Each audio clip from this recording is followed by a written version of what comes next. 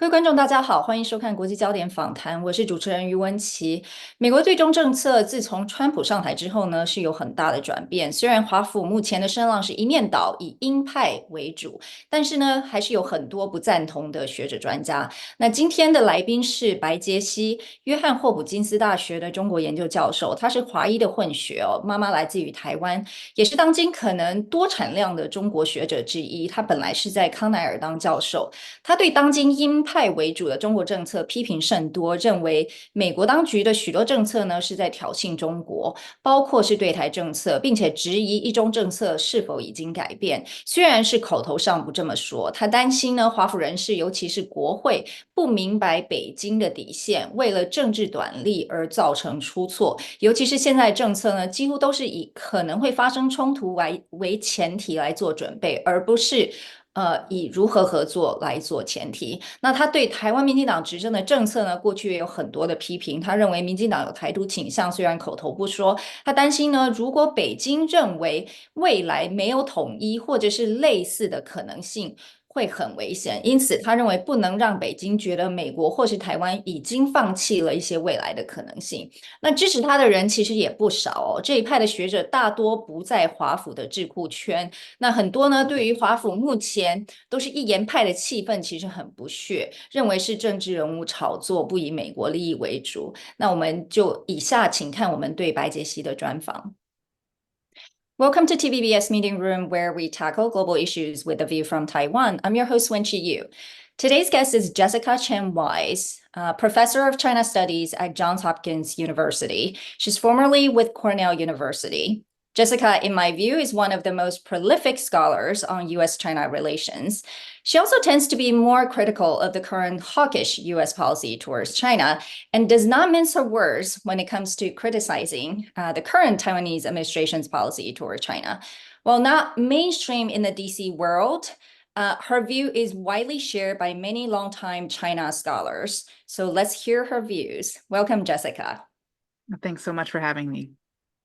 Well, as a scholar, you also spent a year working in the State Department's policy planning office in the Biden administration. How was that experience, and what were your learnings? How is that different from the academic world? It was a really important experience, and I was grateful for the opportunity to help contribute. It's a really difficult set of challenges that the United States faces, not only vis-a-vis China, but also around the world. And so the opportunity to work with members of the Biden administration really helped open my eyes to the full range of issues around the globe and how relations with China factor into that. And so most academics really are trained and incentivized to study what is and not what should be. But working inside the government, you're constantly trying to think about what's the next step, what actions should we take. And so it was a really important and formative experience for me in trying to apply the insights that I've learned from my academic research and that of so many scholarly colleagues to try to understand how to better situate the United States given the many challenges that we face, but to do so from a basis of rigorous evidence and strategic deliberation. And that, I think, combination, of scholarly rigor and perspective, but policy relevance is the same kind of trajectory that I hope to remain on. Yeah, it's interesting that you say, rather than studying what is, but more what should be, right? It's much more what is driving the agenda. And of course, a lot of it is there's politics behind it. And so after you left the government, you pretty have been vocal or continuing to be vocal about the current US policy toward China. Can you share your main criticisms and what do you think the new administration, whether it's Trump or Harris, should do? Well, I think the main challenge is that on both sides of the Pacific, the United States and China are both more prioritizing efforts to prepare for a potential conflict rather than efforts to find a way to advance our kind of mutual and respective interests without necessarily gauging success by how we're doing vis-a-vis the other. And so the Biden administration has done a number of things I think that are right. It has articulated kind of a vision for the world that is based on shared principles and not the idea of might equals right. And that is an important move, I think, toward articulating an affirmative vision of where we are going. But at the same time, there is rhetoric in Washington, and to say nothing of in Beijing, that defines success as sort of winning, implying kind of a winning that is beating the other or outcompeting the other. And I think that that kind of rhetoric leads easily to and contributes to the zero-sum mentality, which is especially, I think, prominent in the broader American public discourse and on Capitol Hill, that makes it very hard to find a stable footing where American interests can be advanced. And so my main critique is that we need to be a lot stronger in developing the muscle of what we stand for, rather than trying to outmaneuver or simply beat China. It sounds like, from my own observation, that the objectives seem to have changed on both sides, right? The objective, prior to the Trump administration, whether it's the U.S. toward China or U.S. standing in the world, felt quite different than today's objectives. And so you almost have to agree to the objectives in order to develop a policy toward that. Would you say so? Especially, let's just focus on China for now. It used to be the default position is to embrace China, integrate China into the world. But now, like you said, it's about winning over China.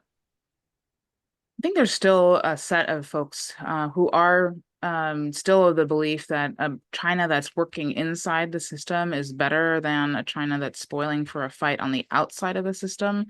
But to be sure, I think both Americans and Chinese leaders are working to invest in other forms of minilateral forums where they see those as both insurance and leverage in the broader competition or for potential conflict. And so that is a sort of action reaction, self-reinforcing dynamic that I think is putting a lot of strain on the overarching inclusive institutions that the United States and China both belong to.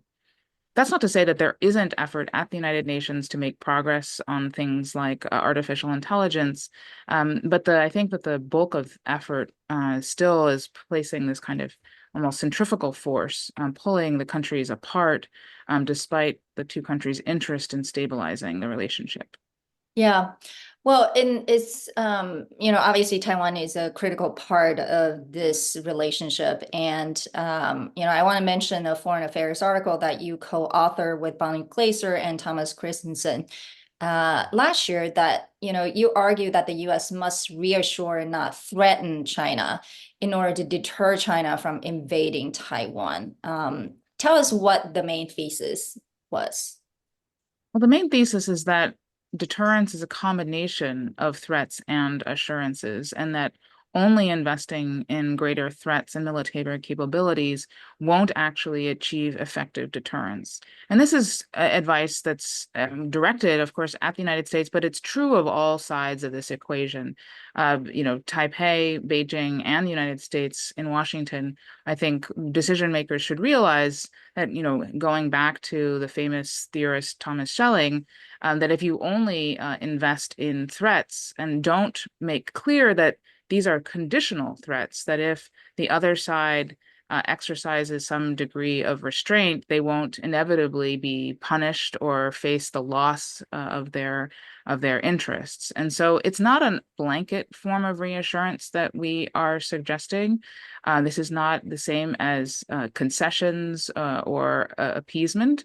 Instead, it's making clear that if the other side does not move to change the status quo unilaterally, that the other sides won't either.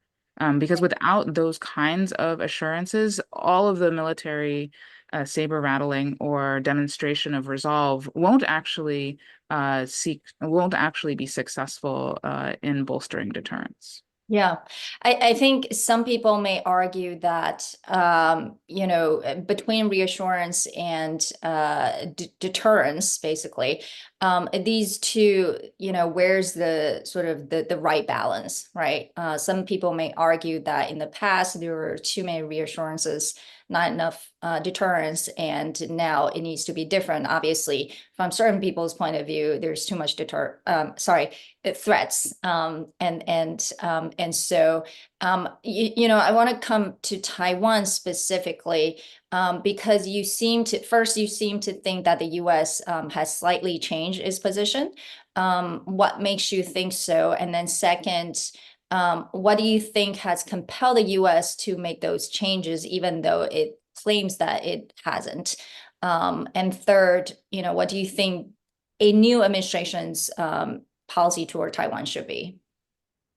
Well, you're very much right that it's a difficult balance to strike, and people can perceive an imbalance when, in fact, we need to invest in both sides of the equation. And in the article, Bonnie Glaser, Tom Christensen, and I call for and support efforts calling on Taiwan to strengthen its sort of asymmetric self-defense, as well as the continued provision of American military equipment, et cetera, to Taiwan. At the same time, we also argue that it's really important not to suggest any change in American declaratory policy. There are some on Capitol Hill and that have suggested, a much more forward-leaning support for Taiwan's independence or sovereignty, which would mark a major departure from U.S. policy over the last 50 years.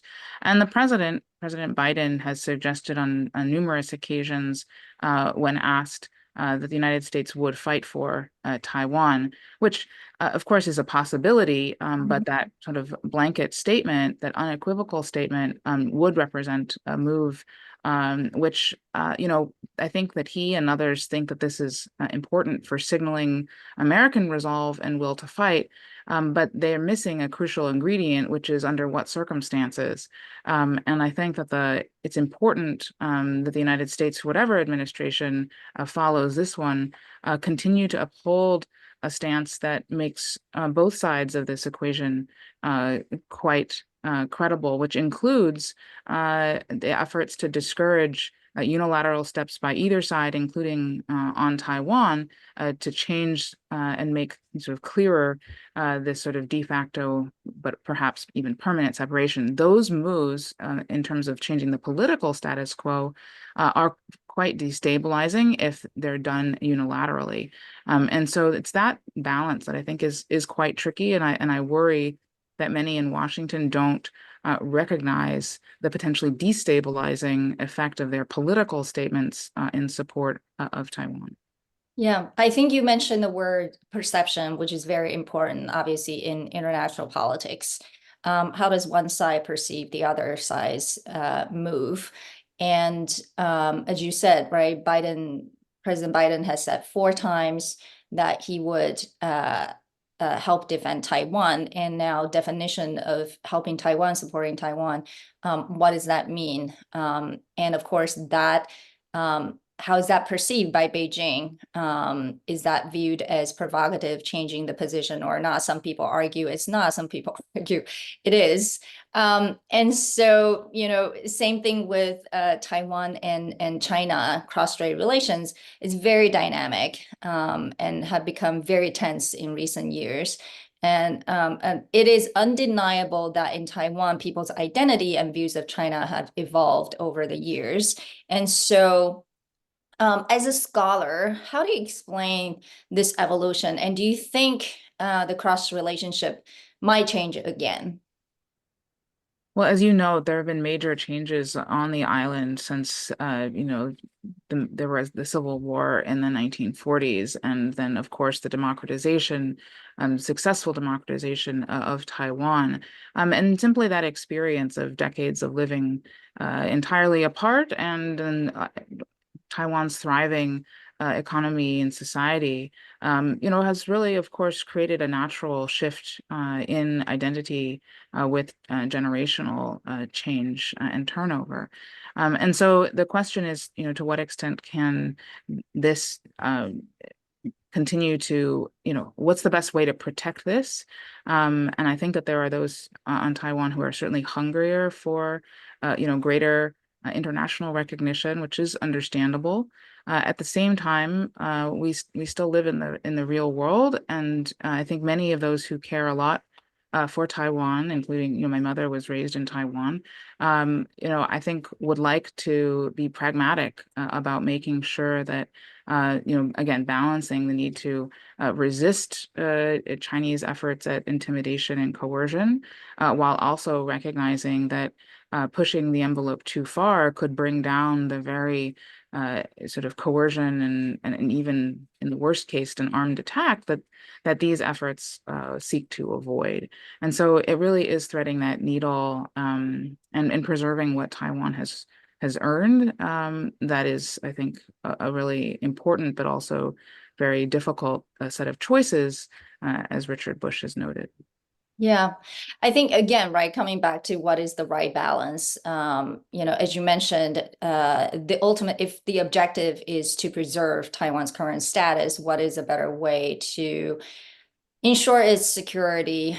Is it more integration into international society, more recognition, or it's the other way? Again, this is obviously a heated debate in not only in Taiwan, but also on the US side and internationally. I'd like to add that I think one of the most important things for all parties is to preserve the possibility of some future evolution that could, in principle, resolve the situation. I think when leaders or politicians on any side begin to feel that the clock is running out, that's when it could set in motion a really dangerous, set of beliefs and actions that could actually hasten or accelerate the slide towards conflict. So in some ways, kicking the can down the road, I think, is the best solution here, which is no solution, but still the best that we can do. And the fact that you would raise that as a concern, does that mean you are concerned that currently the atmosphere does not allow for the conversation for potential unification or reunification? I don't think that the specifics here are the most important thing. What I'm trying to caution against is the fatalism. It's particularly, I think, dangerous when people in Washington start speculating about when, the invasion is going to take place. Is it in 2025 or 2027? That kind of unfounded speculation, I think, sets in motion and really freezes the possibility of finding diplomatic off-ramps or ways to simply, preserve space for continued discussion and diplomacy. Can we just maybe focus on that a little bit? I think a lot of people would agree that, giving a deadline or a timeline is based on don't know what. However, there's definitely evidence that there's military buildup on the PRC side. And so how would you read this, right? Are they preparing to do something toward Taiwan? It's just a matter of time, or do you not think that the conversation of invasion is even necessary? So I think that there are certainly the PLA is preparing, has been preparing, at least intensively since at least the 1990s, the series of crises across the strait. And because they felt very much at the time that, that given US intervention, there's no military option. That said, having a military option, I think could be used both in their view to thwart a potential move toward independence, but it could also, I think, be, and this is what many fear, it could be a tempting target. Now, I think that the geography really favors Taiwan in this case, in the sense that this is a very, very difficult it would be enormously costly and maybe not even successful endeavor for Beijing to attempt. And so I tend to think that despite the rapid growth of Chinese military capabilities, this will still be what I think John Culver has called a crisis to be avoided rather than opportunity to be exploited. That said, one shouldn't take that for granted. And so I and others have supported both American efforts on Taiwan to prepare for any potential contingency to make it less likely. But it's very important to not then assume that it's just a matter of time, because then that shuts down all of the diplomacy and other efforts to both focus on the near term kind of coercion that Taiwan faces, but also to try to stabilize the situation. And again, not that we are, imagining anything in particular, but to leave open space for Beijing, at least, to believe that, as they say in their rhetoric, that, oh, time is on their side. Well, whether it's on their side or not, it's important that all sides be able to sustain hope in a potential future, free of coercion. Yeah, it's probably the most dangerous when neither side thinks time is on their side, or every side thinks time is not on their side. I want to shift the focus to the Asian American community, because you're obviously one of them, and that a lot of people feel that the changing policy toward China, as well as obviously COVID, has created this very negative view of China, just in general, among Americans. And so do you feel that on a personal level? And then in the meantime, while we're trying to distinguish, the Chinese government from the Chinese people, or Chinese Americans or Asian Americans in general, is very hard, obviously, for people who are not of that heritage to make that difference. And so, how, on a personal level, just curious, how do you feel about it? So it's a really important set of issues, and I'm really glad that you raised them. We certainly have seen a spike in anti-Asian violence, particularly during the spike in the COVID deaths here in the United States, but it continues. I personally have been relatively unscathed by this, but of course, there are, of course, chance encounters with this, to greater or lesser degrees. And I certainly know people who have been personally impacted, by this sentiment, and what really often amounts to a kind of, racial or ethnic profiling, which is the real problem. Which is not that there aren't individuals who might be, doing things that are, nefarious, or corrupt, but that shouldn't be a basis for attributing wrongdoing or guilt to a whole class of people. And so I think when we need to, it's very difficult, in part because of the Chinese Communist Party's efforts to, and concern in particular about the diaspora as a source of potential political opposition to the Chinese Communist Party. And so the Chinese American community, I think, is particularly sort of in the crosshairs here, caught between. But it's incumbent on the United States and Americans to do better, I think, to make sure that as we find ways to, counter and mitigate the potential harms due to, espionage or whatever, that we not go overboard in, undermining the very kind of principles of non-discrimination that the United States stands for. So it's a challenging issue, but one that just deserves a lot of attention. Yeah, I think it is especially challenging these days when you have it's almost like the trend, when the media is reporting on certain cases or issues, And it's become sort of almost like a popular topic now. And so it just makes everything much more complicated and challenging for anybody when you have, this perception of a nefarious Chinese Communist Party who's almost like the image of it is doing all these secret and very bad things in American society, and implicated individuals also are Chinese Americans, right? And so it is very worrisome, but it's almost like, what do we do with it?